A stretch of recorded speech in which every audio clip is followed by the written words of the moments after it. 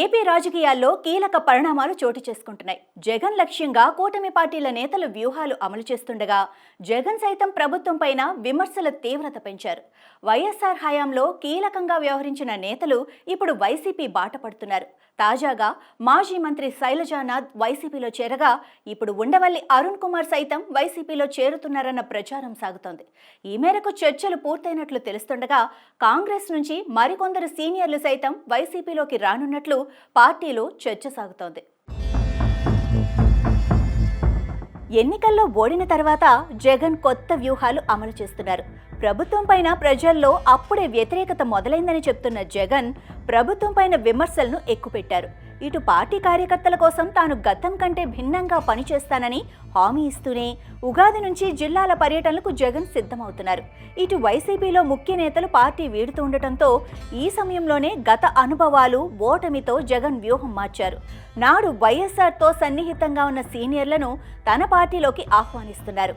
ఈ మేరకు బెంగళూరు కేంద్రంగా చర్చలు జరుపుతున్నారు. అందులో భాగంగానే ముందుగా మాజీ మంత్రి శైలజానాథ్ వైసీపీలో చేరగా ఇప్పుడు మాజీ ఎంపీ ఉండవల్లి వైసీపీలో చేరుతున్నట్లు పెద్ద ఎత్తున ప్రచారం సాగుతోంది. 2014లో రాష్ట్ర విభజన తర్వాత ఉండవల్లి రాజకీయాలకు దూరంగా ఉంటున్నారు. విభజన బిల్లు వ్యతిరేకించడంతో నాడు కాంగ్రెస్ పార్టీ ఆయన్ను పార్టీ నుంచి సస్పెండ్ చేసింది. ఆ తర్వాత క్రియాశీలక రాజకీయాలకు దూరంగా ఉంటూ విభజన సమస్యలపైన పోరాటం చేస్తున్నారు. జగన్ సీఎం అయిన సమయంలో మొదట్లో ఆయనకు పూర్తి మద్దతుగా నిలిచినా ఆ తర్వాత జగన్ పైన ఎన్నో విమర్శలు చేశారు. తాజాగా జగన్ ఓడిన తర్వాత పరిమితంగానే స్పందిస్తున్నారు. పోలవరం పైన ఉండవల్లి ఎప్పటికప్పుడు స్పందిస్తూ ప్రభుత్వానికి సూచనలు చేస్తున్నారు.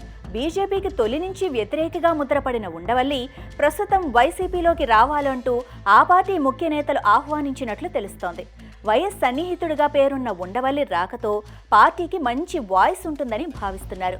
ఉండవల్లి ఈ నెల 26 తర్వాత వైసీపీలో చేరతారన్న ప్రచారం పార్టీలో జోరుగా జరుగుతోంది. కానీ రాజకీయాలకు దూరంగా ఉంటున్న ఉండవల్లి నిజంగా వైసీపీలో చేరేందుకు సిద్ధంగా ఉన్నారా లేదా అనేది ఆయన నుంచి స్పష్టత రావాల్సి ఉంది. ఇక కాంగ్రెస్లో సీనియర్లుగా ఉన్న తూర్పుగోదావరి, అనంతపురం, కర్నూలు జిల్లాలకు చెందిన నేతలు వైసీపీలో చేరటం ఖాయమైందని సమాచారం. దశల వారీగా పార్టీలో సీనియర్ల చేరికలు ఉంటాయని తెలుస్తోంది. వైసీపీలో చేరికల అంశం ఇప్పుడు రాజకీయంగా ఆసక్తికరంగా మారుతోంది.